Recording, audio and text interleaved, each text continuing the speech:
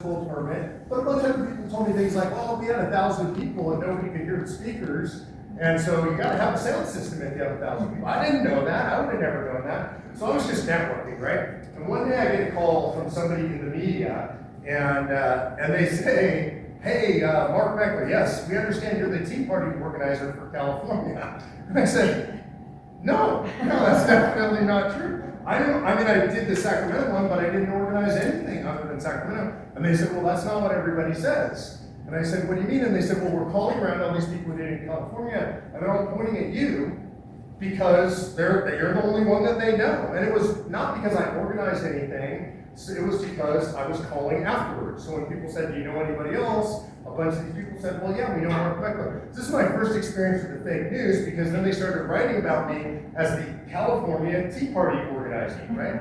Completely fake news, but it turned my life upside down. So what happened is, now the media starting to call me, people are starting to know who I am. I'm one of these guys, like if you said fame and fortune, I'd say keep the fame, give me the fortune. I'm okay with the fortune. I don't want anything, so it turns my life upside down.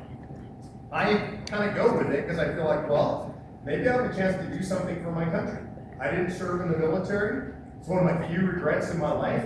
And so I thought, here's a chance to serve my country. Maybe I can do something good. So I started calling around to everybody I could find that did these things all over the country. There were actually 35 of them, and there were 39,000 people that came out. I think that's incredible. None of us knew what we were doing. We were totally disorganized. 39,000 people come out, and a group of us, a core group, like 5 of us got together and said, we should do this again. But we should do it with some notice. So let's plan it for 6 weeks from now. That's April 15th of 2009. Most of you guys know that one, that's the tax day Tea Party. So that, we think it's gonna be outrageous, because if we did 35 of these with a week's notice, imagine if we could do 70 of them with 6 weeks notice. How huge would that be? So we put up a simple web page. I mean, for those of you who know anything about tech, we put up a WordPress web page. It had no functionality. You could fill in a form. And the form just said, hey, if you want to hold a tea party on April 15th, put it in here and we'll list it on our site.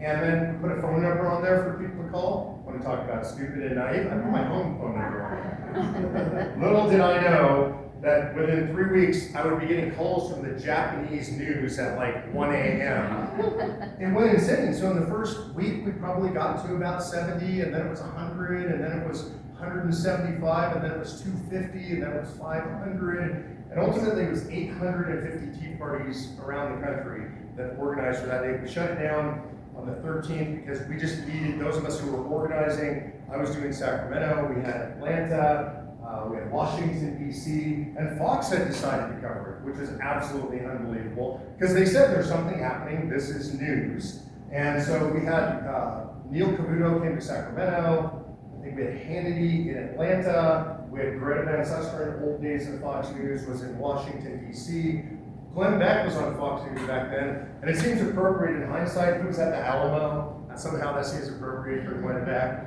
And so we had this event, and 1.2 million people, we estimate, came out at all these Tea Party events all over the country. And absolutely incredible. It happened, as you guys know, it launched a political movement around the country. In 2010, we had the largest swing class in the history of Congress since 1938. 62 seats changed hands from Democrat to Republican. Like nothing I'd seen in my lifetime. My first vote was for Reagan, and so I'd never seen anything like this. The country hadn't seen anything like this since the 1930s. And I believed everything was going to change. Because you don't see a wave election like that and not see change. This is what we learned about our political system, right? If you can control a government like that, if you can send a message like that, then clearly DC is going to get the message and everything is going to change. And instead, and you guys probably remember this, nothing changed. That class went to DC and they got eaten alive. They got swallowed by the swamp. They bathed in the Potomac, and they treated it like a hot tub, and they loved it. And we lost some of these guys. I watched up close. I'm not exaggerating when I tell you we lost some of these guys the first day. Some it took a couple of weeks, some it took a couple of months. Very few of them lasted over the long term as what I would call true blue Tea Party folks. It was an ugly experience. Me and Patty had spent pretty much every penny we'd ever earned. We didn't know anything about running a nonprofit. We weren't raising money. Like I was a for-profit guy, I didn't know anything about raising money for a nonprofit.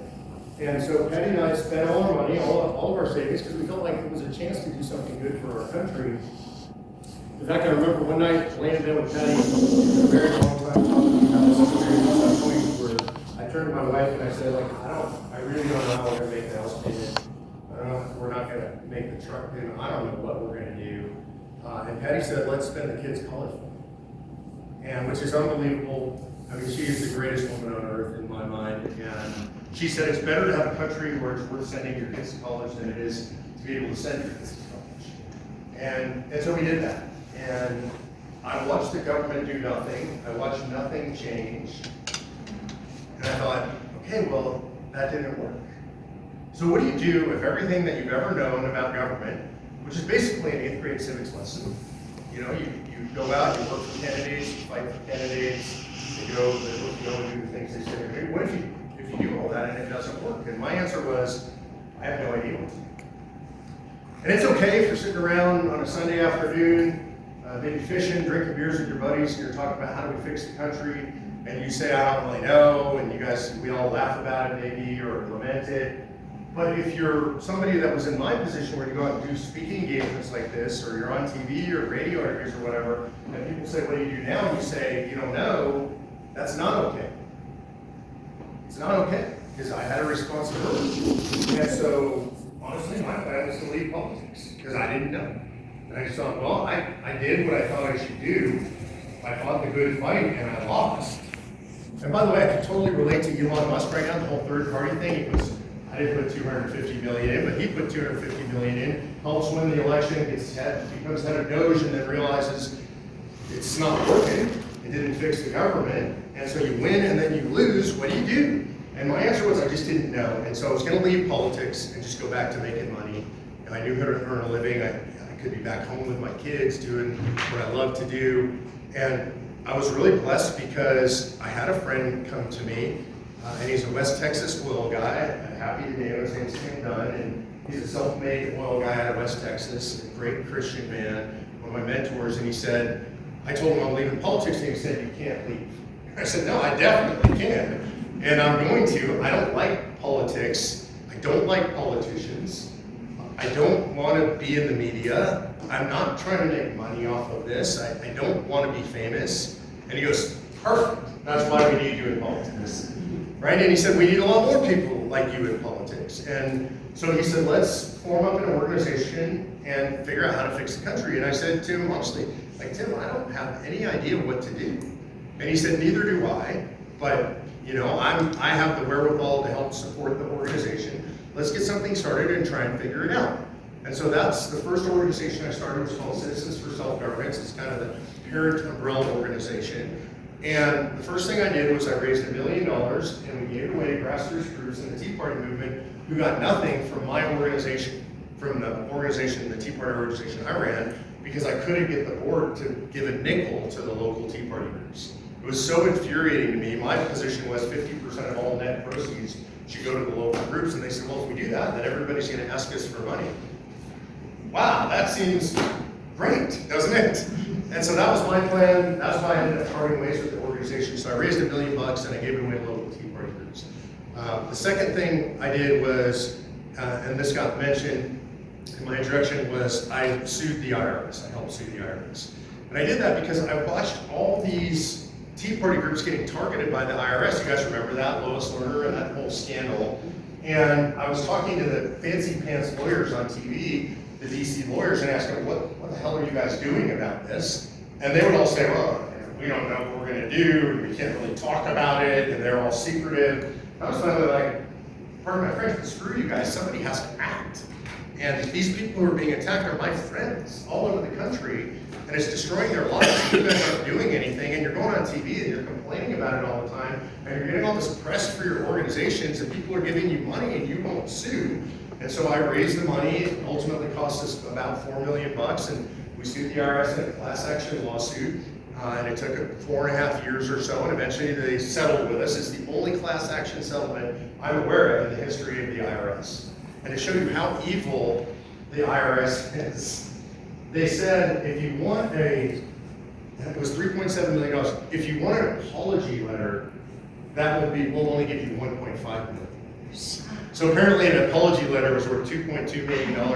I told them politely, or not so politely, where they could put the apology letter and we would take the cash. And then we distributed that cash to the remaining Tea Party groups. So that gives you kind of a little bit of history on me, but meanwhile I was casting about trying to figure out how do I save the country. Is there anything that I could do, that we could do at scale and save the country? And that's when I was introduced to Mike Ferris. Mike is, gosh, if you want to look at somebody who I think could stand with the framers and the founders, and I hear this all the time, oh, there's nobody like Madison or Adams or Franklin or Washington. Well, maybe you don't know Mike Ferris. Mike was the founder of the homeschool movement in America. He believed that we had a fundamental right to homeschool our kids. Most people don't remember, don't realize. Homeschooling was illegal in all 50 states in the 1970s. Really, that's not that long ago. That's in most of our lifetimes. And they would find different ways to make it illegal. They would say, oh, you have to be a certified teacher in every subject matter you're going to teach. Well, no teacher is certified like that. Or they would say, absolutely, you can teach your kids at home, but you have to have all the same facilities that a public school would have. Obviously, nobody has that at home. And so they're finding all these ways to harass local folks who wanted to school their own kids at home. And Ferris said that's just, one, it's just a fundamental right of a parent to educate their kids how they see fit, and two, it's unconstitutional. And so he went out on that fight. I want you to think about this. So it's late 1970s, there's no internet, and there are no cell phones. High tech is a fax machine. And he organized a national movement. He founded Homeschool Legal Defense Association, which almost all homeschoolers have been members of at one point in their homeschooling career. And he got homeschooling legalized in all 50 states. It's impossible, in my opinion, what he did. Started a movement nationally, no digital communications, managed to organize homeschool parents all over the country, traveled all over the country incessantly, meanwhile raising 10 kids of his own. It's so funny, I watch Mike travel around, somebody go, I have 7 kids, so a nice start. And so he had done something that's massive and huge. Like that's a career finisher, right? Like if you could do that. And then he had a bunch of parents in the homeschool movement said, you know, we don't know what to do. We homeschool our kids. They come up through HSLDA curriculum and programs, and we don't want to send them to colleges to be polluted, so what do? And people were begging him to found a college, so he founded Patrick Henry College. It's in Purcellville, Virginia, great, small, classical Christian college, amazing education. I've been there. It's a beautiful place. So he did that, and a lot of other stuff. And so I talked to Mike, and he asked me this question. He said, are you happy with what you've accomplished in politics? And my answer was, no, of course not. I think I've been a failure. Like, I set out to do something. He's like, well, I don't know if it's a failure, Tea Party, blah, blah. I'm like, we didn't accomplish the goal, which was to stuff the federal government back in the box. And he said, well, that's because you're approaching the problem incorrectly. What do you mean? And he said, well, you think we have a personnel problem in Washington, D.C. He said, you know, you can always put better people in office, but that's not the real problem. The framers of the Constitution built our government to handle the worst possible people. They said the point was to balance avarice against avarice, right? The lust for power, greed against lust for power and greed. Balance all that stuff out with checks and balances, because they understood that human beings by nature are sinful and fallen. They had a great understanding of human nature, and so they created this incredibly balanced system of government. They understood the history of government. I would argue at that point in history, James Madison and Thomas Jefferson understood the history of government in the world better than any other man on the planet. And so they had studied all that. They also understood their biblical history. They were all students of the Bible, and so they understood God's laws and how God's laws apply to man. And they built a government around all of that, and it was perfectly balanced, as good as they could do with what they knew at the time.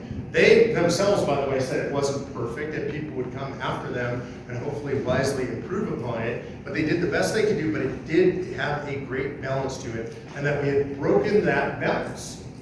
And that if we didn't restore the structure of our system of government, that all our other fights would be in vain. Because if you're a business person, you know this. If you have a bad system in your business, you can hire as many good people as you want, you're going to get a bad result. It's just the nature of operations. If you're a business operator at all, you know this. This is true in any business, any structure. If you have a bad structure inside of a school, you can have a beautiful schoolhouse, good people inside that schoolhouse. Bad curriculum, meaning a bad structure, you're going to get a bad result. And he said, we've broken the structure of our system of governance. So unless we fix that, that's the fundamental problem. It's not just about fighting back against the federal government or the states asserting their sovereignty. We got to fix the structure of the federal government. If we don't fix that, then all the fight is in vain. Made sense to me. He pointed out a whole bunch of things specifically that we had broken, and I can go through those later on if you guys want me to. It's a whole bunch of stuff. I would say that probably 80% of it was broken by the federal courts. Some of it's Congress, some of it's presidents, but most of it's the federal courts, honestly, including the Supreme Court, have broken all this up. And he said there is a method for fixing it.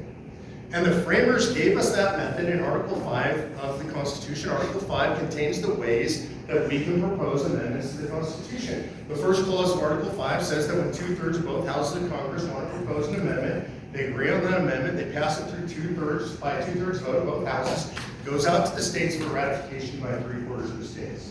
Now that was in the Constitution, in the draft Constitution, 2 days before the end of convention. September 15, 1787. It's an important day in American history. I think September 15th, by the way, is the most important day in American history. Coming up here, right? It's my wife's birthday, so that's why it's the most important day in American history. The second reason it's an important day in American history is because 2 days before the end of convention on that day, Colonel George Mason stood up to address the men assembled. He was, by the way, he spoke the third most of anybody in convention, so they're probably sick and tired of hearing from Colonel Mason. He was from Virginia. He was one of the original drafters of the Virginia Plan. He was considered a mentor to Jefferson and Madison, a really incredible guy. A lot of them, Madison said he was the brightest mind of their time. And Mason stood up and he said, we have a problem with the document that we've drafted. I'm paraphrasing here. And he said, what we've done is we've given the power to Congress to propose amendments, but we've not given the same power to the people acting through the states. And he said, what, are we so naive, are we so stupid that we believe that a federal government that becomes a tyranny will ever propose amendments to restrain its own tyranny? Now, my belief is that they laugh at that point.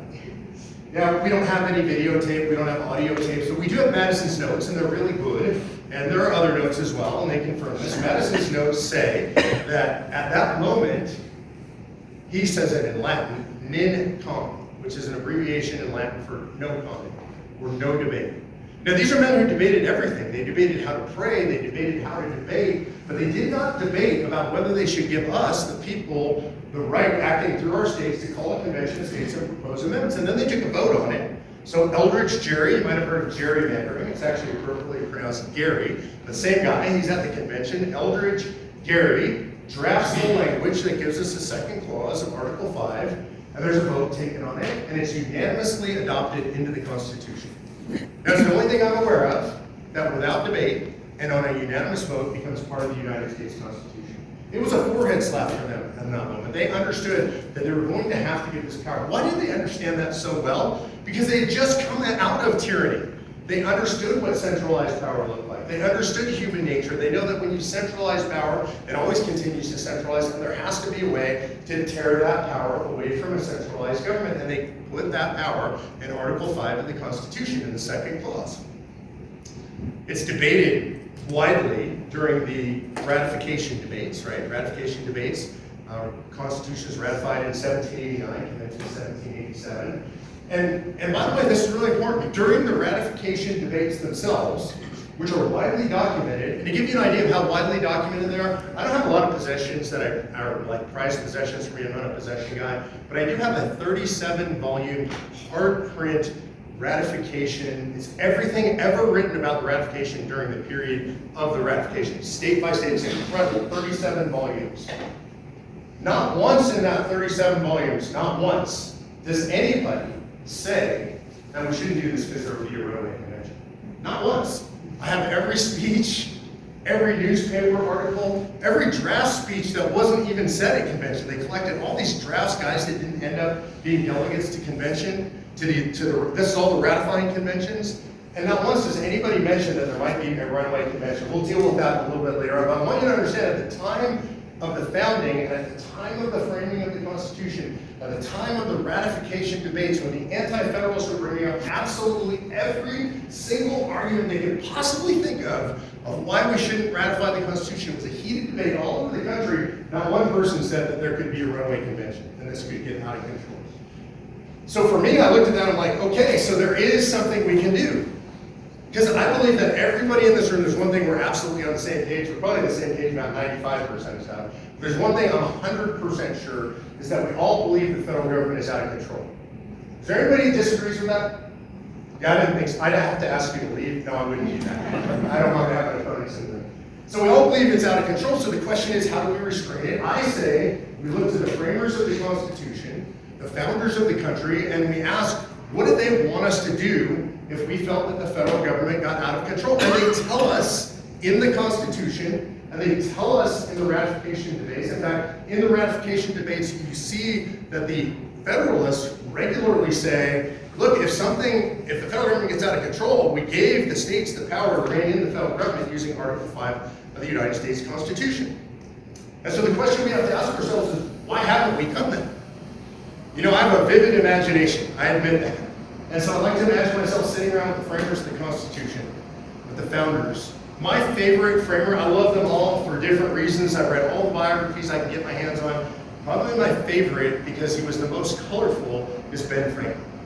One of the few world travelers, I would argue probably the last guy in history to live in a time when you could know almost all of human knowledge. And he knew a lot of it. He was a scientist, he was a philosopher, he studied religion, he studied government. I imagine sitting around with Franklin and explaining all the problems we're having. You know, federal government's out of control. You know, they tell us what to do with our land. They tell us, you know, how much water our toilets can flush. And of course, he didn't have flush toilets, but I would have to explain it to him in terms of the outhouse out back and the size of the hole the government will let him dig. And I imagine explaining all this to him and saying, you know, we're just frustrated, man. Dr. Franklin. And we don't know what to do. And imagine him taking a sip of his ale and saying, how about Article 5? Have you tried Article 5 yet? Have you called a convention, had the states push back against the federal government like we told you would have to do? And I would say no. And he would say, I don't understand. 240 plus years, we haven't called a convention?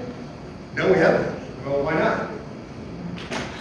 Well, doctor, I'm afraid that they're just people who are afraid. I think Dr. Franklin would slam his glass of ale down on the counter and say, you're pathetic. Go away from me and come back and tell me how it works out when you call an Article 5 convention. See, because the people who founded our country, they weren't afraid. They didn't use words like, oh, I fear what might happen. I want you to think about what these men and women and their families did. They fought the redcoats. They went out on the field of battle against the most well-trained, fiercest, most well-fed, well-paid, well-organized fighting force in the history of the world. And they were farmers and doctors and merchants and lawyers and laborers and regular people. And they went out against that army, and they didn't say, oh, we're so afraid what might happen. Some people did. Those people didn't fight. But the men and women who led the way weren't afraid. They were willing to go on the field of battle and fight. The stories are legion of all the people who went out and just faced off against the redcoats. And that's why I think they'd be blown away that we become so weak and feckless that we will use the tool that they gave us to put the federal government back in the constitutional box. I think they would be absolutely stunned by that. And so I'm not going to face off against Dr. Franklin like that. And I'm going to tell Dr. Franklin, well, I'm in the fight. And I'm encouraging people to get in and to do exactly what you told us to do what Vernon Mason told us to do what every one of you voted on, which is to use our power to take the federal government and put our hands around its bloated throat and shove it back in the constitutional box. That's the fight that I'm engaged in. And I'm not afraid. I'm afraid of what happens if we don't do it. I can't predict the future perfectly, but I can predict it partially. If we don't do something like this, and I don't know anything else, I hope this is good, but if we don't do something like this, we're going off the fiscal cliff. That's the very least of our worries, but we're going to go off the fiscal cliff, and we're going to end up in the dustbin of history like every other republic in the history of the world. And the framers gave us a tool to give us a chance to cheat history. And this is our tool. I want to add one more thing. None of this is possible without the favor of the Lord. None of it.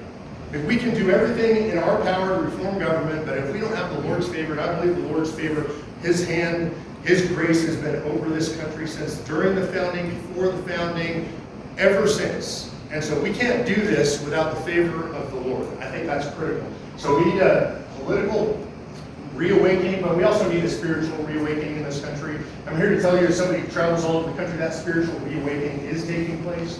I think we're in the middle of the third great awakening, so I think these things go together. But I just want to make it clear, I don't think man can save the country. I think God can save the country, but I think we have a role to play in that fight. So briefly, is there anybody in here who doesn't understand how Article 5 works? Needs a quick primer?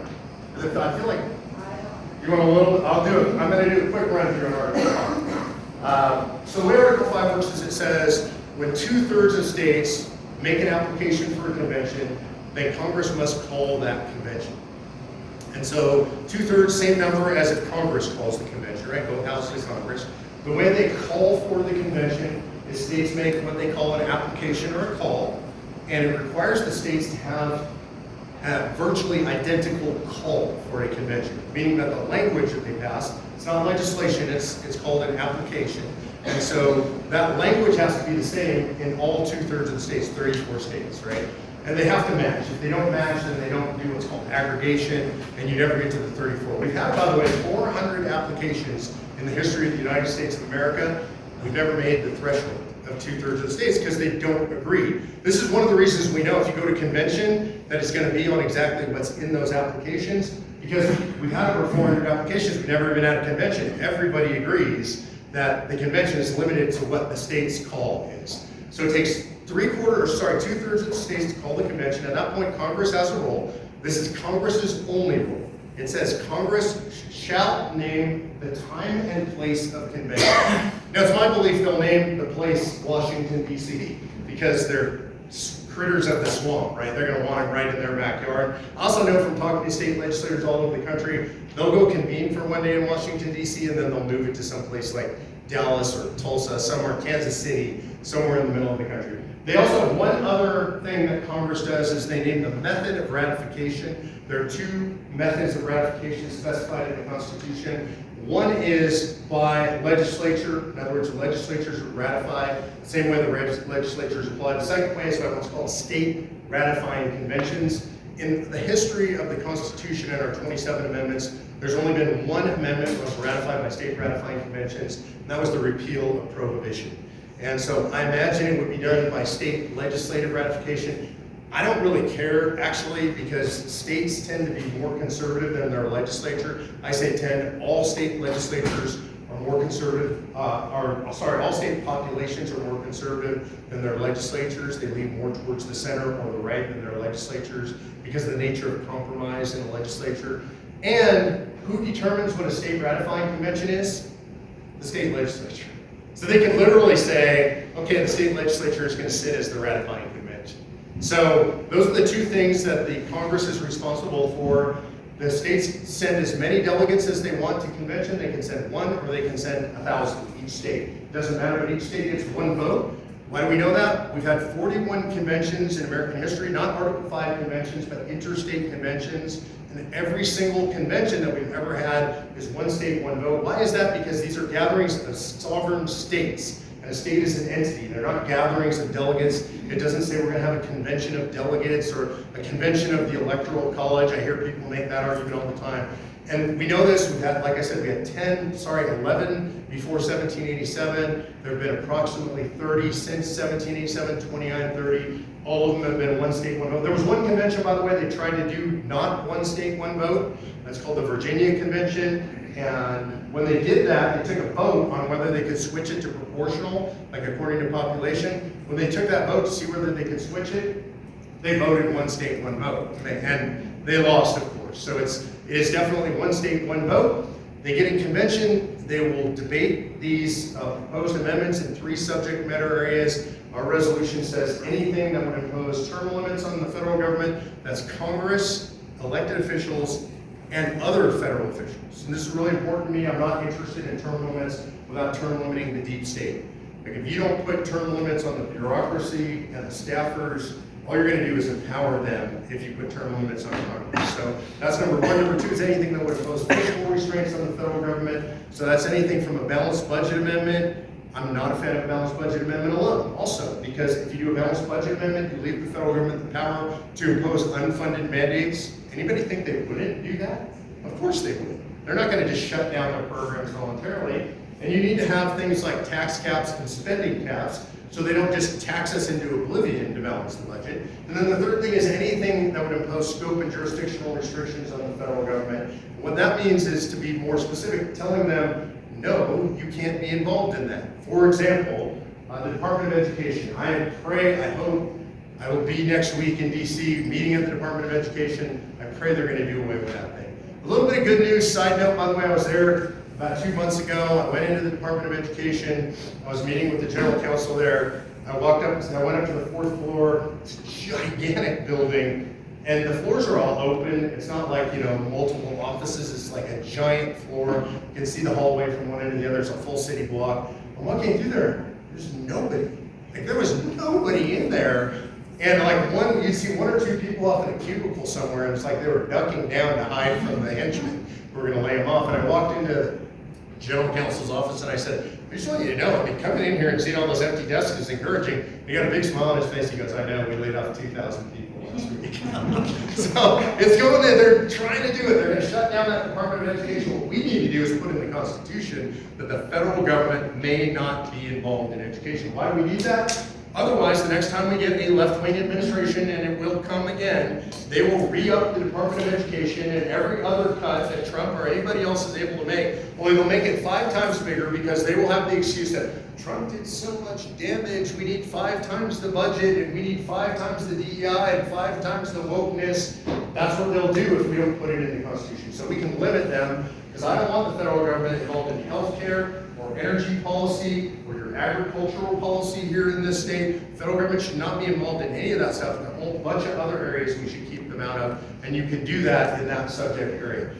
Convention will convene, they will debate this stuff, a lot like you've seen a legislature debate.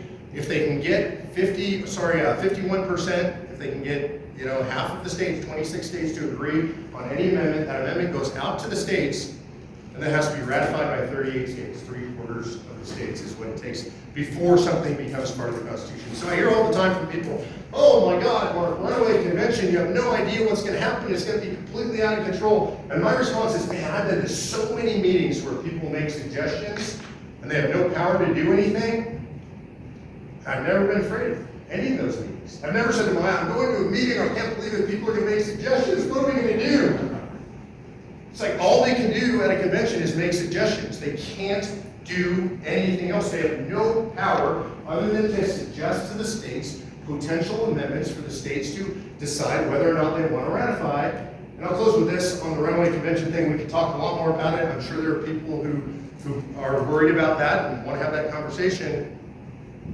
I have said to people all over the country, literally at this point to millions of people, and only millions because I do interviews and stuff like that, tell me the amendment you're worried about, if you're a conservative like me, and the 38 states that would ratify. And I give out my personal email address. I've done this on Hannity's show and Shapiro's, all these different shows. It's crazy to give out your personal email address on the shows because all the crazy people email me in response. And I said, tell me the 38 states that would ratify the amendment you're worried about. And in 11 years of doing that, the sum total number of emails I've received that goes through that exercise is 0. 0. Not even a crazy person. Not even people who think there are 57 states, not even Obama. And the reason is because you can't. Because it's really hard to get over that threshold to get 38 states. In fact, I think the only things that are going to get 38 states, the most conservative things that I would want, I'm radically pro-life. Life begins at conception, no exceptions. I would love a life. There are 38 states that would ratify life amendment. It's not even going to come out of convention right now. The country's not ready for it. We have to do a better job as pro-lifers to get the country to that point. It doesn't matter whether you're talking radical left or radical right. It's only the basic middle of the road, common sense things. Term limits is 85% popularity. Balanced budget is 80 to 85% popularity. Single subject amendments, which says they can't have these 2,000-page bills. They need to limit it to a single subject. That probably has 95% approval. Limiting the Supreme Court to 9, the left is talking about the court, that still has about 80% public approval to limit the Supreme Court to 9. giving the states the right, the co-right to enforce their borders is about a 75 or 80% issue. We shouldn't be having this fight about whether Texas has the right to enforce its own borders and prevent an invasion. You could put that directly in the Constitution. How about citizens aren't allowed to vote? I mean, that's supported by 80% of the American public. That should be in our Constitution. How about no birthright citizenship? Why are we even having a debate over that? I think it's clear in the Constitution right now, but I don't want to rely on the Supreme Court. Let's just make it perfectly clear what that means in the Constitution. These are all things that are like between 75 and 85% issues. That's what's going to come out of convention. Those are the only things that can get ratified. So I'll close with that. I'll ask for your support. I'll tell you that right now, when I talk to people around the country, we have 19 states that have already passed this, states that are not near as conservative as the state, and then some very conservative states like Texas. And I tell them that we have not passed in Wyoming, and their response is, what the heck is wrong with Wyoming? It doesn't make any sense. It's such a conservative state. What is wrong with those people? And I don't think anything's wrong with Wyoming. Because this is, I would say that this is, certainly for natural beauty, my favorite state in the country. This is such an incredible state. The people in this state have the same ferocious, independent spirit that our framers had. It's not true of all the states. And you can go up to the eastern seaboard, you'll find a lot of people that have taken the knee before they came. You just don't find much of that in this state. And so my only explanation is that there are folks that have spread fear and disinformation in the legislature and among the people. And I come here to try and help correct some of that. And with that, I'll close. I'll ask for your support, and I'm absolutely happy to take any questions. I'm going to lay one ground rule. I'll come to you first because you're having that. One ground rule on the questions. And this is really important. This is to honor and respect the people who set this meeting up, who took the time to promote it and set it up. I came to be the speaker. Your job, if you want to do so, is ask questions. And I will answer any questions. Like, I will take as many questions. I'll answer all questions fully to the best of my ability.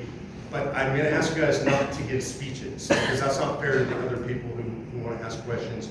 If you start speechifying, then I will interrupt you. And I apologize in advance for doing that, because I kind of consider it rude, but I don't want to be rude to the people who spent the time and the energy and the money to promote this meeting. So you first. Jack, is that right? Carl, I'm sorry. You were the first guy I met when I came in the door, so you're my favorite guy in the room right now. Don't ruin it.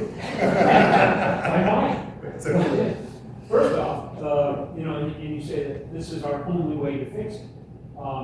Actually, quite frankly, we have a way to fix it. Okay. Marbury versus Madison, they said federal government cannot expand its power. There are enumerated powers granted in the Constitution. Agreed.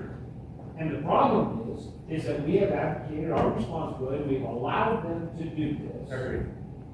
All we have to do is have the state stand up and say, you can't do it. I love that idea. And that way we don't have to. First off, if they would follow the Constitution as written today, that solves every problem we have. Okay, let me jump in and answer this. Okay. First of all, your understanding of Marbury versus Madison is not correct. What Marbury versus Madison did is it destroyed our rights. Because what Marbury versus Madison did is it made the Supreme Court the ultimate arbiter of the Constitution, which the framers never intended. So when you cite Marbury versus Madison as favorable to us, it's, to me, one of the worst court decisions in the history of the Supreme Court, and it denuded us of our rights inappropriately because it made these guys in a row the arbiters of what the Constitution is or isn't, and the framers never intended it. So that's just a little bit of pushback. But I agree with that. Okay. But second is one statement in that. I understand that, but that's not the ruling. That's what you call, we lawyers, pardon my French, call it dicta. In other words, it's not binding. It doesn't mean anything. The ruling of the case was the Supreme Court is the ultimate arbiter of what the Constitution means. That's the ruling of the case. So there's all kinds of language in every case that is not relevant to the ruling of the case. So it's somebody saying their opinion, but it's not a ruling. The second thing is, I don't disagree with you. I would love to see the states say no. Which states are saying no? Well, then, that comes to one other problem. Hold on a second, it's fair, you asked me a question, I'm responding. I told you I agree with you, I'm asking you which states are saying no. Well, actually, we got really close last session. I'm just asking, but I didn't ask you if you got close, I asked you which states out of the 50 are saying no to the federal government. The answer is 0. Okay, so I'm all in favor of that, and if we could get the states to do what you're saying, but as a guy that travels around the country for a living and goes to the legislatures, and I've been in the legislatures probably now 48 states, I don't have a state legislature anywhere in the country that will say no to the federal government. And I come from Texas where we think we're pretty hot, and we're not, honestly, in my opinion. My legislature doesn't say no to the federal government. That's why they say this legislature in Texas only meets once every 2 years, because you only get screwed every. I think that's correct. I think that's a good model for everybody. But my point is, look, I think there are things that theoretically could be good. I would say another one is the assertion of our rights under the 10th Amendment. Right? That would be great, but the courts have shut that down. We really don't, the states have lost the right to sue under the 10th Amendment. That's something we should grant automatic standing to the states under the 10th Amendment by calling a convention of states. So my point is, I'm not disagreeing with you, but part of my job is to figure out what actually can be done. So I try to, for politics, to live in the world of reality. I have to figure out what can we actually accomplish and try and do that. So I'm all for, and I lobby my legislature in Texas constantly. We have a huge team in Texas. We got like 300,000 volunteers in Texas, so we're in the legislature every day, pushing our legislators to push back against the federal government. We don't get much out of it. So I'm in favor of it, but I just don't see that as a real plan. That comes to one other thing. Yeah. If there was a convention. Yeah. Okay. I'm not going to get chosen as delegate, neither is Bob, neither is some of these others in here. It's going to be Steve Harshman's, Ogden Driscoll's. And then when it comes, any amendment does come back to our legislature, I mean, do you trust our legislature is not conservative. No, I don't trust any legislature. They will pass. I don't trust any legislature. So let's just get that straight. I don't think the state legislatures, they're better than DC, but they're not something to hold in high esteem. I do trust the framers. And the framers set up a structure, and they were geniuses in structure, that would prevent what you're talking about. Because you still, and I would challenge you, I'll give you my personal email address, you tell me the amendment you're afraid of, and then list the 38 states that will ratify it. This is why I put that challenge out there, because it's a thought exercise. It requires us to be honest with ourselves and see if we can make that list of 38. And I'll tell you up front, you can't. Like, I literally went to law professors all over the country before we put this together and said, put together something that is bomb-proof where you couldn't get 38 states to ratify something that we wouldn't like. And none of them could. And I put this challenge out to millions of people, and nobody has. And I'm happy to take an email from any of you guys, mmeckler@cosaction.com, prove me wrong. And I mean, because one of the things I want to be careful that we don't do as conservatives, and you're a conservative, so I'm going to say I believe you're a conservative. You look like you're a conservative. You passed the test anyway. We rely on facts. You know, Ben Shapiro says, facts don't care about your feelings. And one of the things that you're expressing to me, and I'm not saying this in a critical way, but you're saying you have a worry, which is a feeling, which is fair. It's not unreasonable to be skeptical. So then you want to put that feeling to the test, your worry, by trying to do a factual analysis. And the factual analysis is name the amendment and try and list the 38 states and see if you can do that in a way that you are comfortable yourself. Just one other thing here. By the way, I'm gonna let you do this, and then we can't do a dialogue with everybody. You state that they can only talk about the items that are there. Correct. Nowhere in Article 5 does it say that. And every convention that ever exists, the number one order of business is they vote on the rules of the That's convention. correct. Right. And if they vote on the rules of the convention, everything is open. Everything is open. That's not and correct. It's nowhere in Article 5. You are correct about You're nowhere. saying. Yeah, you're correct nowhere in Article 5. So let me ask you another constitutional question that goes to that. Due process. It says in the Constitution we're all entitled to due process, right? It says that in the Constitution. It says no one can be Deprived deprived of of due life, process. liberty, or property Without due process of law. So Yes. we're all entitled to due process, right? Understood. Okay, so the question is, what's due process? What is due process? Why doesn't it list out due process in the Constitution? It doesn't list it out. No, it doesn't. Why doesn't it list it out? But we know what it is. Yes. Why do we know what it is? This is a question, it's a legit question. It was, well, at the time, there's a lot of things that were understood at the time. Bingo. It doesn't mean that they're. Okay, understood. Article 5. Virtually every man in that convention in 1787 had been in one of those interstate conventions, the 11 interstate conventions before 1787. If they tried to define what was a convention, how a convention worked, they would all look at each other like, why are we doing this?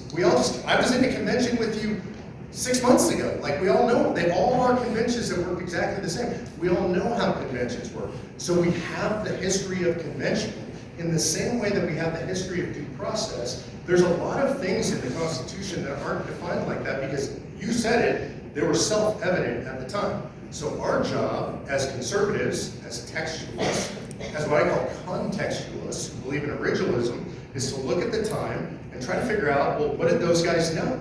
And they all knew how conventions work, so they would never specify, just like they didn't specify. So you're saying, well, we don't know because they didn't specify. They didn't specify because they all knew, just like they didn't specify due They were in the process. Constitutional Convention, that they were directed to go there and fix the Articles of Confederation. Okay, I'm gonna deal with this one last thing, because this is important. That's not true, that's bad history. So what you're saying, first of all, I want you to think about the consequence of what you're saying.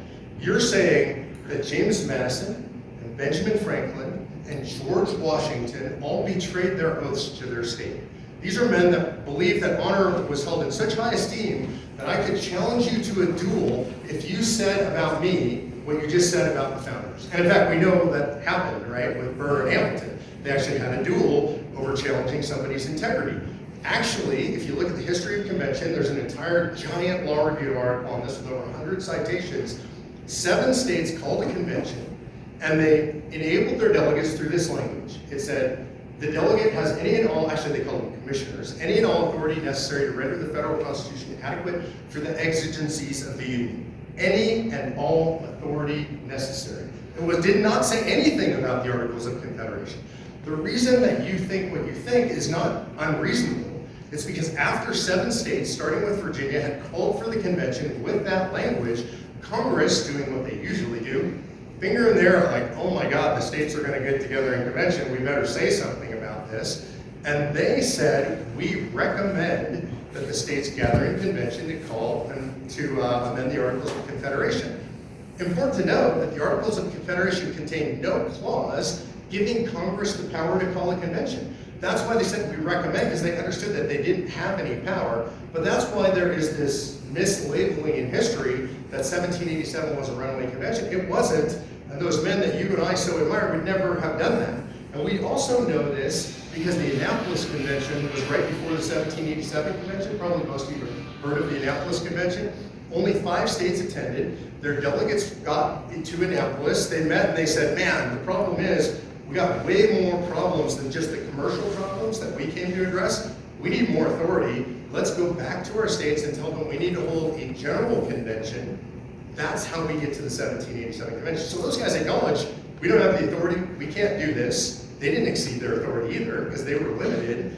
And they went home, and then Virginia called for the general convention. So 1787 was a runaway, and we should stop saying that because it's a slander to the framers of the Constitution. What's that? I never said it was wrong. Well, you said that you did say that because when you said, you didn't use that word, but when you say they went there only to amend the Articles of Confederation and did something different. They were sent there to fix the problems, and they did. They threw the whole thing out and started with. And they had full authority to do that.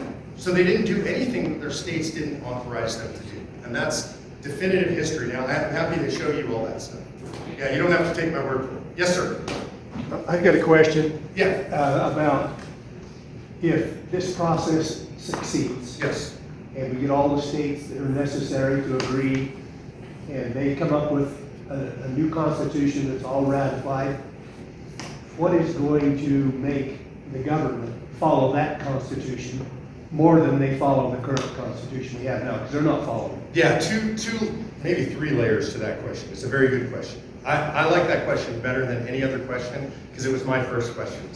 So I'm a little biased. So I think that's a very smart question because I asked it. There's a couple of layers in there that I want to address. First of all, they can't come up with a whole new constitution. So I just want to correct the language. You said they're going to do a whole new constitution.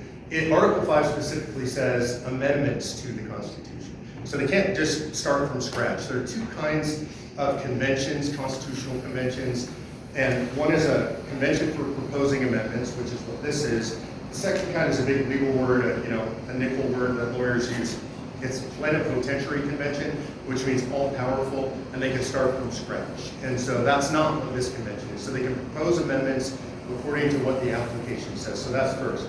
The question about the Constitution and them not following it, I think, is a critically important one. And the answer is not something you would expect, which is I'm going to say something that's not popular, but I'll prove it to you, which is they do follow the Constitution, pretty much.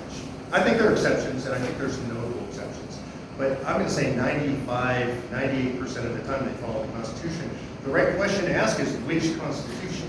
And when I say that, you should be puzzled, because we only know of one Constitution, and it's the one that was ratified in 1789.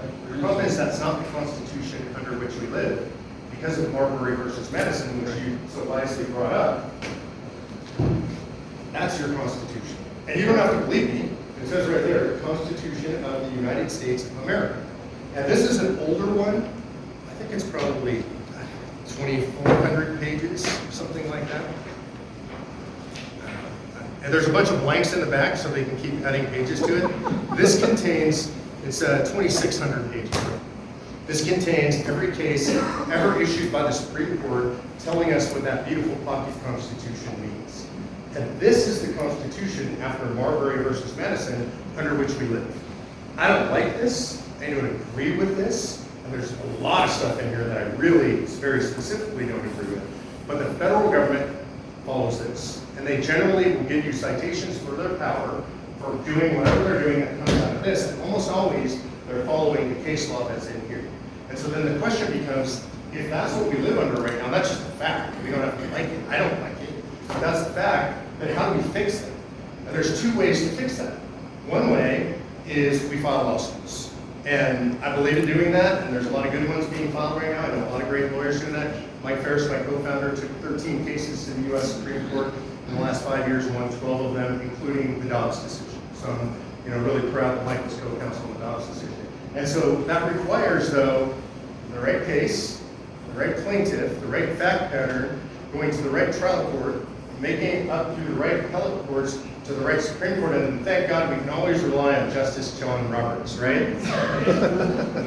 So my point is, there are fixes that can be had through that method, but not this big, and not that we'll do away with entire swaths of the federal government. The second way to fix this is to say, it's fine that this stuff is in there, but the framers told us if we amend the Constitution, we can erase a whole bunch of this.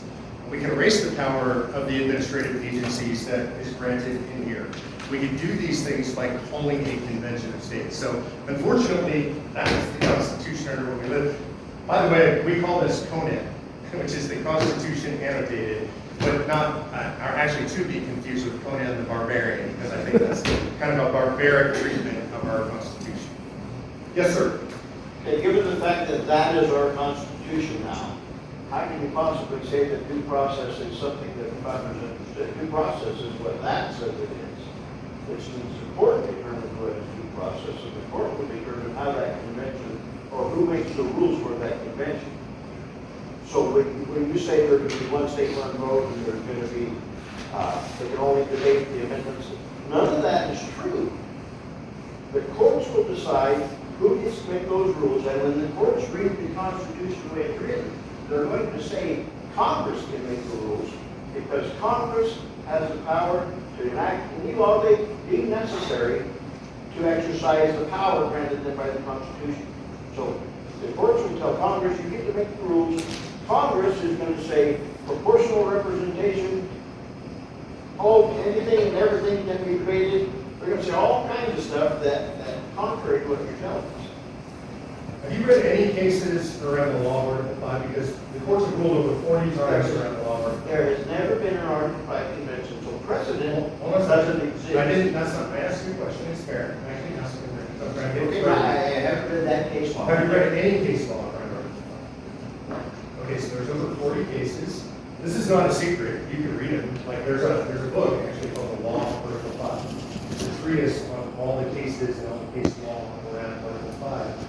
But the court said, consistently said on Article 5, and by the way, the only living guy ever to litigate an Article 5 case in modern American history is Michael Ferris, a co-founder. So he is the foremost expert on litigation around Article 5. And what the courts consistently say, and this is a normal thing that courts do all the time when there's a fight between branches, by the way, they call it a non-justiciable issue. They consider it a political issue.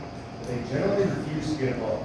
One thing that the courts consistently say around Article 5, and there's a bunch of case law around this, and part of it is tied to the ERA cases, the Equal Rights Amendment. Right, so there's a bunch of litigation around the Equal Rights Amendment, and they tried to change the rules of ratification during the process of ratifying the Equal Rights Amendment. And what the court said is, yeah, that you can't do that. You can't mess with the rules around ratification. They are what they are.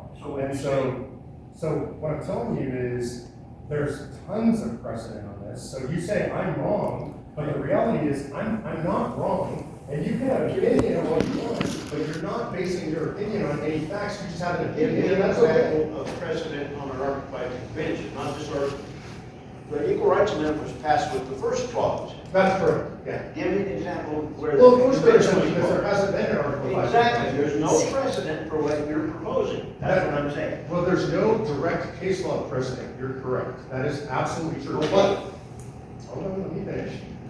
You didn't win the argument. Because you're not a lawyer and you don't understand how I am a lawyer, I need to be able to read, and I can read the Constitution. And it says Congress will make the rules. It does not say that. It says that. $50 right now. You show me where it says. Article $50 right now. You show me where it says. I'm asking you Clause a 18. You show me where I'm showing you. I'm asking you. I'm asking Section you. It doesn't say Clause Congress makes the rules for an Article 5 convention. It does. It doesn't show you. Okay. Yeah. Pull it up. I owe you $50 if it says Congress makes the rules for an Article 5 convention. Mark, Yes. while he's talking about that, you say that the courts have precedent on how the ratification was. Then explain the 16th Amendment. What do you want me to explain? It was not ratified in the same form in all the states. You and I can talk about it afterwards. Yeah. I don't agree that the 16th Amendment was improperly ratified. There are people who disagree with me. I think that's open to debate. Like, I don't think that's a reasonable argument to have, but I don't agree with that. Anybody else? Yeah. Yeah. Yeah, read it for me. The Congress shall have the power to make all laws which shall be necessary and proper for carrying into execution the foregoing powers, which means the enumerated powers in Article or Section 8, and all other powers vested by this Constitution, which includes Article 5, in the government of the United States or in any department or office or thereof. So by the way, this is really important. Article 5 power is not vested in the federal government. That is a power. Congress Hold on a second. follows the convention. That That's is a power they have. I'm not interrupting you. If you let me finish. Go ahead. Article 5 creates a power that is vested in the states. That's what it says. It gives the states the power to gather a convention when 2/3 of them pass that. Congress has what's called a ministerial duty. This is a legal term, ministerial secretarial duty, and it is an obligation to call the convention. It doesn't say anything about rules. There's never been an interstate convention where Congress sets the rules, and it doesn't say that. And this is this is where you're making a mistake. It's not a power vested in the federal government. That's the Constitution vesting a power in the states, not in the federal government. Am I correct now? Yeah, go for it. Okay. The power vested in the states by Article 5 is the application.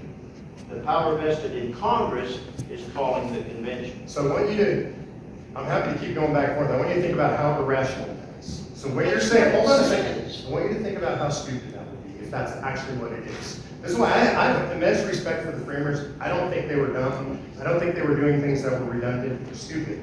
What you're saying is, in the first clause of Article 5, they gave the power to Congress to control what the amendments were. And in the second clause of Article 5, even though they say the purpose is to wire around Congress, they gave power to Congress the power to control. That doesn't make That's any not what I sense. said, and that's not what Well, this said. Congress makes the rules, then Congress Congress makes controls the it. rules for the Then convention. Congress controls it. They make the rules.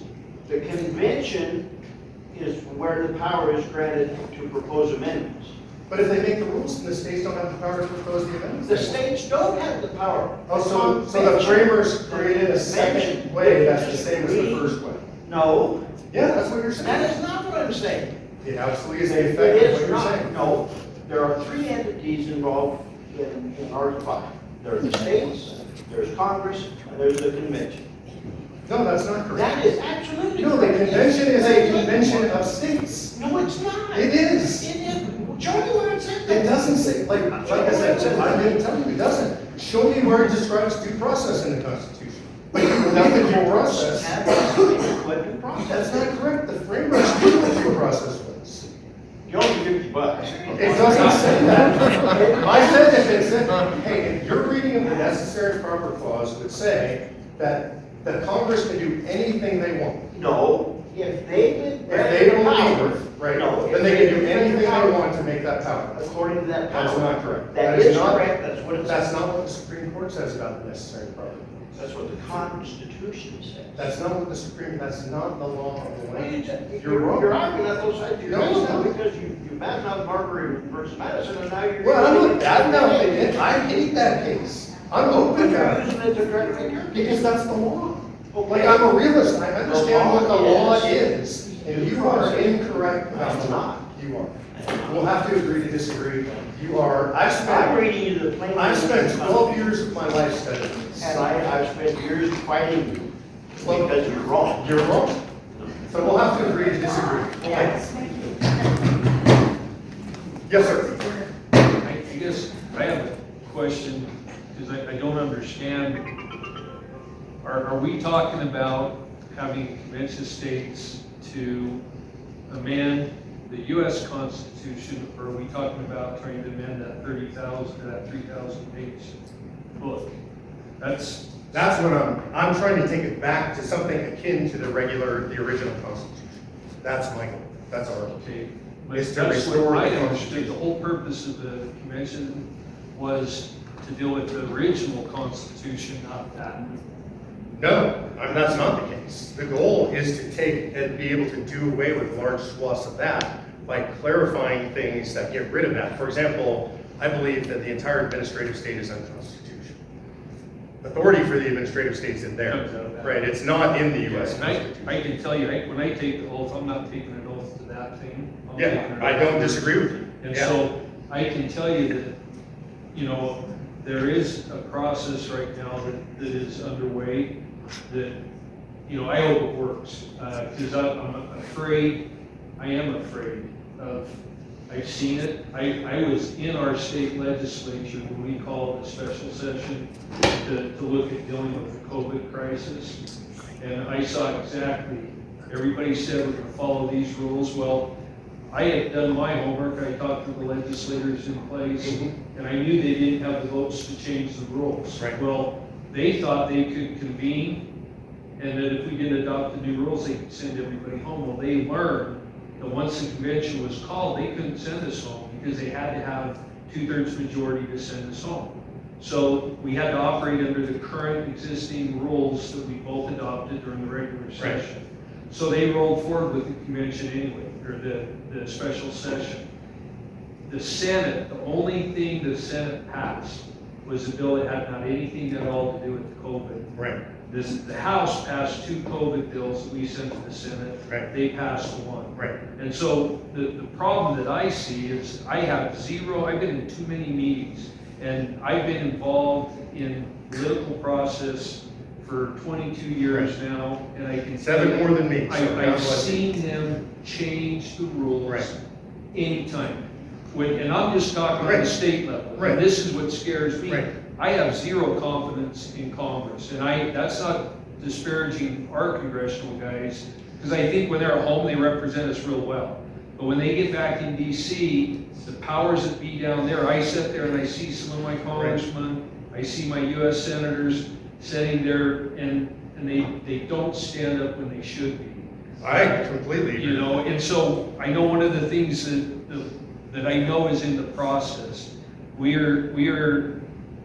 We've been invited by the state of Utah to start looking at increasing the knowledge about federalism and the importance that federalism plays. Yeah, Ken Ivory in runs that. So that's Yeah, I'm a one big thing fan of that I can tell you, that's the direction that I've been leaning. Yeah, I'm a huge fan. I've been real reluctant because I don't have any confidence that if we call, and this is the thing that's always made me nervous, we're Yeah. so close right now to getting a convention of states called. I worry that some of the liberal states won't jump on board, not because they want to solve the problems like we Right, want. right. They want to jump on so that they can have influence on how that convention runs. Well, I mean, I That's think they're scary. all gonna show up, but here's the important thing to remember. Again, I try to deal in the stuff that is. Here's something that is. Every single major left-wing group in the United States of America, when I say every single, that sounds ridiculous, but I mean every single. Okay, over 250 of them now signed a petition against what we're doing. It's led by Common Cause and Center on Budget and Policy Priorities. Those are George Soros's two main policy arms. It's joined by La Raza, MoveOn.org. Hillary Clinton has spoken out personally against us. Howard Dean spoke out personally against us. Planned Parenthood is against us. The Communist Party of America, the Socialist Party. Every single America-hating, baby-killing communist organization in the United States of America, and they're spending millions of dollars against us. You can go look, like this is not me saying it, go look at Common Cause's website, search Common Cause Convention of States, and you'll see it's just a constant attack on us. We get attacked in The Atlantic, we get attacked in New York Magazine, we got attacked on Amazon Prime, like 3 weeks ago. There's a show called Shiny Happy People. I don't watch Amazon Prime. But it's some show that spends all its time attacking Christians, and they did some weird turn in the middle of it where they go after Convention of States. The reason I tell you that is literally all of our enemies, the people who hate this country, who are trying to tear down this country, are saying the same things that you guys say. And if you read their website, you might be horrified, maybe you won't. All the arguments you're making come from them. They make all those arguments. Do you know where these arguments come from? Like I know the arguments I've had that came from me. Well, I've been fighting the same dirtbags that you're totally. talking No, about. no, no. I'm not saying about that. The fear of the runaway and all that stuff. We should know the history. We're conservatives. We try to do things based on facts. So the idea of a runaway convention didn't exist until the late 1970s, early 80s. Where it comes from is it came from a woman who I loved and admired. Her name is Phyllis Schlafly. And Phyllis was the founder of Eagle Forum, probably the first great fighter for the right to life in America. Incredible woman. She has one unfortunate turn of events that took place in her life, is she became friends with Chief Justice Berger. And Chief Justice Berger is the guy that gave us Roe versus Wade. He's the Chief Justice that signed Roe versus Wade. At that time, the reason she became friends, by the way, is like, it wasn't just some weird thing. They were both on the Bicentennial Commission for the Constitution. Right? And so I think Phyllis was very enamored with having a Chief Justice on there. She was a constitutional attorney herself. And they became friends, and there's now what I would describe as an infamous exchange of letters. What's happening in the country at that time is there's a movement among the states to call a convention of states to repeal Roe versus Wade. They actually get to 20 states, which is pretty good progress. And Phyllis writes a letter to Chief Justice Berger, who's then retired, and says, what do you think about this idea of a convention? Well, what do you think he's going to say? He goes, that's a horrible idea. And he said, we might lose our beloved Constitution in a runaway convention. Immediately, he contracted with two lawyers, professors at Harvard and Yale, bastions of conservatism, to write law review articles about the dangers of a runaway convention. This is where the idea of the runaway convention enters the American mainstream on the conservative right. It's planted there by the radical left, because what they're trying to do is keep us from using the one tool we have to restore the Constitution. See, they don't need a convention of states because they've had the Supreme Court amending the Constitution for them for 115 years.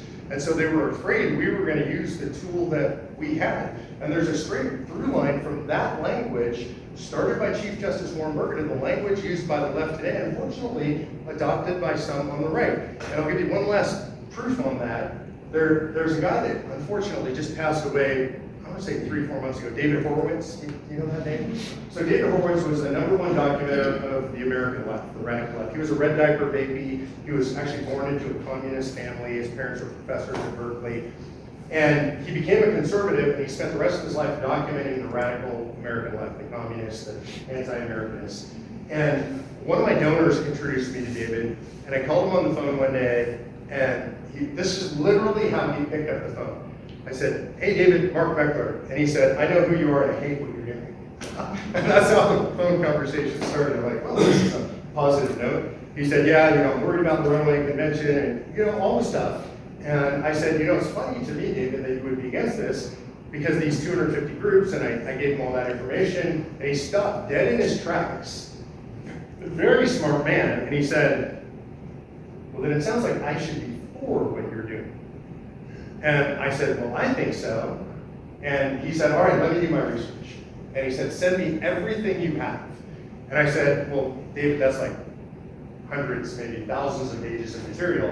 And he said, "I don't want any of your opinion crap."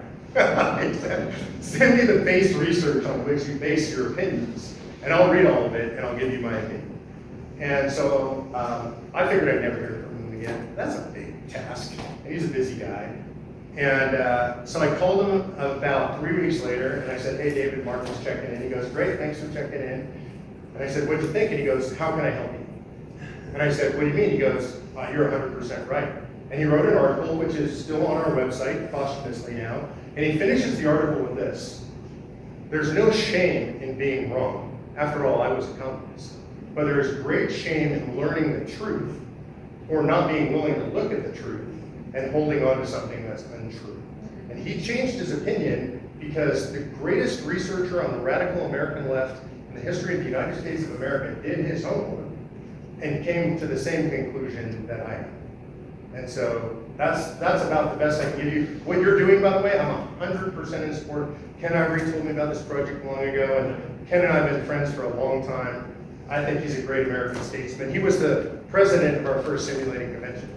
Good man, so He is a good one. kudos for what you're doing, I appreciate it. Any other questions before we close? I'm gonna see if there's anybody else, or I'll come back to you. Okay. Anybody else? All right, you get to close this out. Okay, I'm going to accept your challenge. The amendment that scares me to death Mhm. is the loss of the electoral college.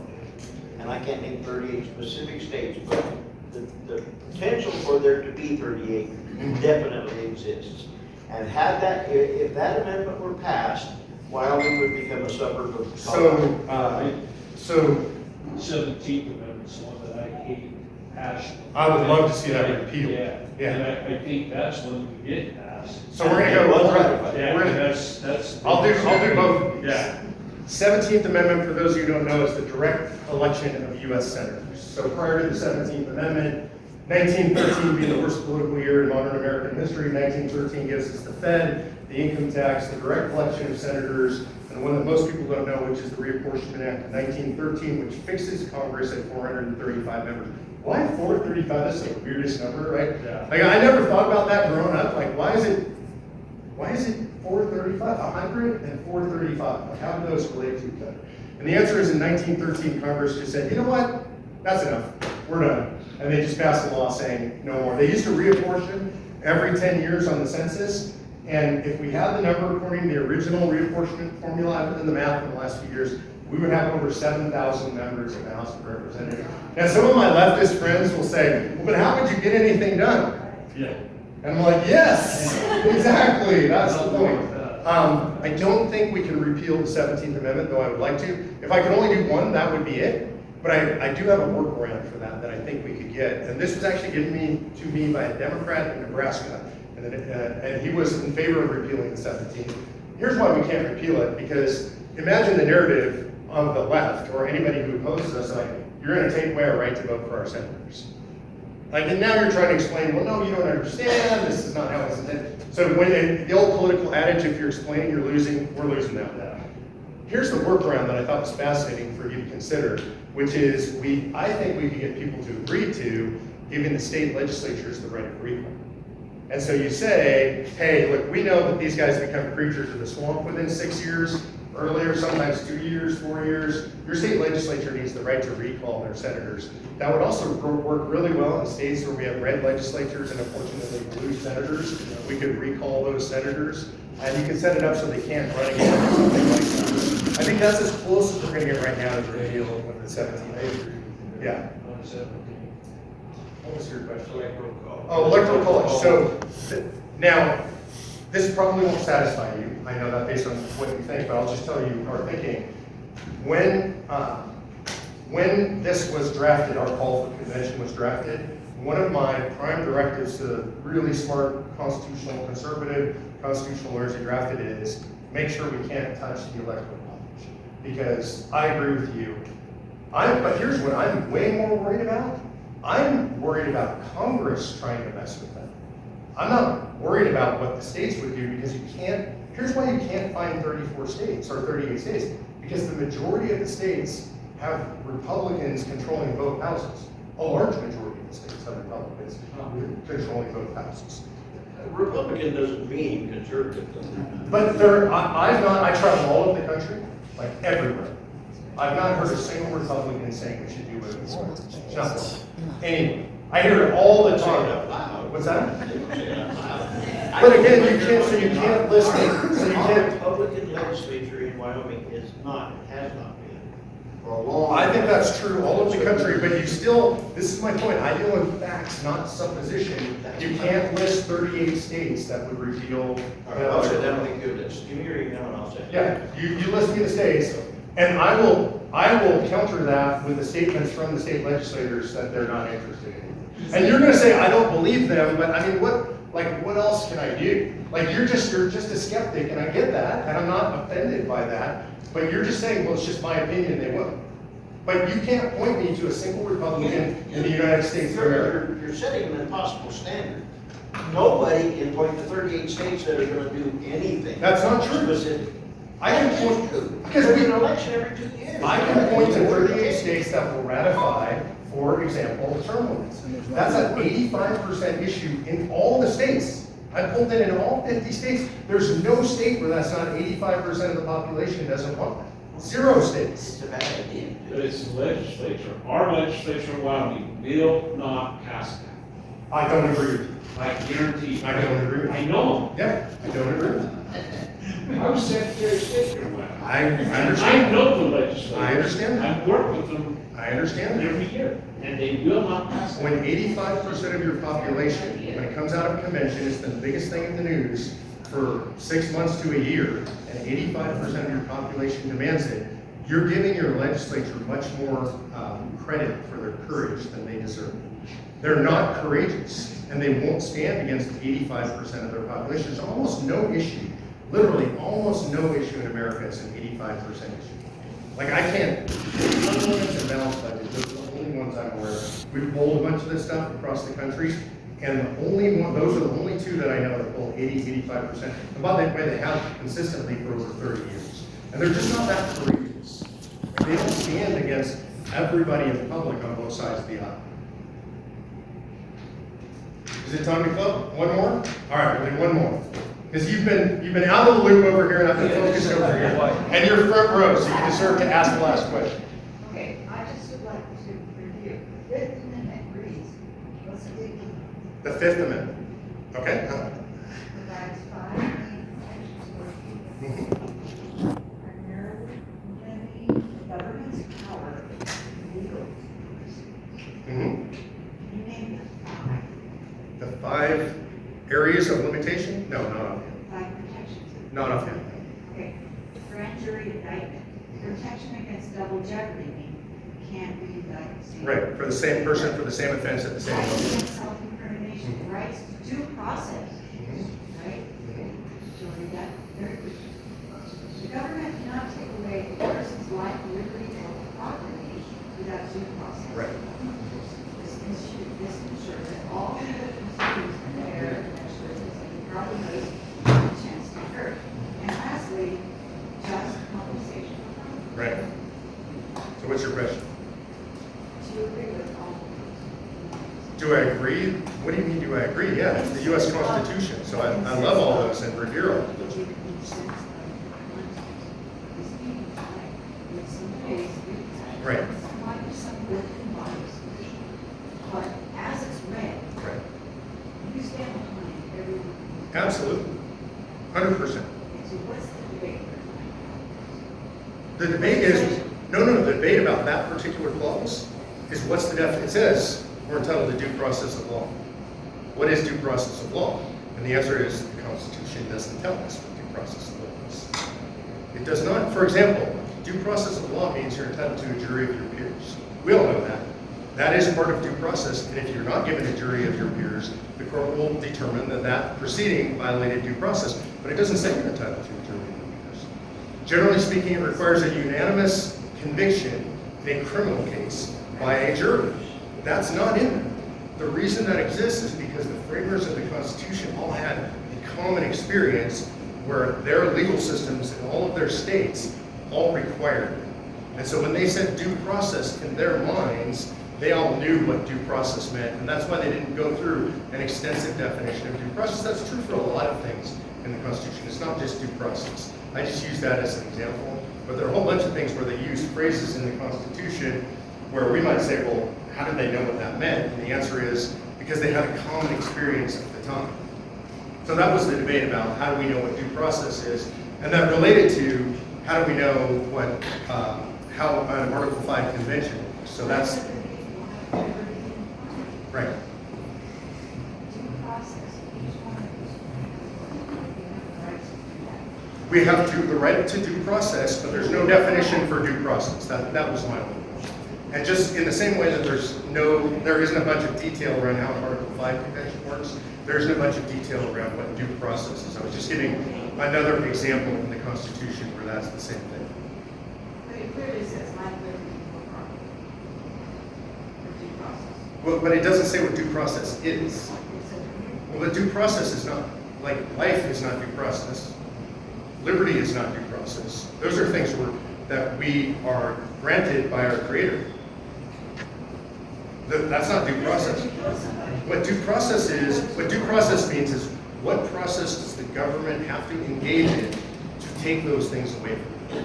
That's what due process is. So it doesn't say what due process is in the Constitution. It's not defined. I mean, that's just, right, just like an Article 5 convention is not defined to the letter, because there were a lot of things in the Constitution. Remember, all these folks had super common experience. I mean, we know that, right? They were living in the same time period under the same sorts of governments in all the different states and colonies, and so they had a similar experience. So they had a lot of stuff in the Constitution. The Constitution is intended not to be specific. It's supposed to give general, eternal ideas. That was the point of the Constitution. What's that? What if the British tried to invade us before? If the British tried to invade us, I think that probably the Muslims in their midst would stop. Or maybe help them. I don't know. All right, thank you guys for being here tonight. I appreciate you. Happy to sit around.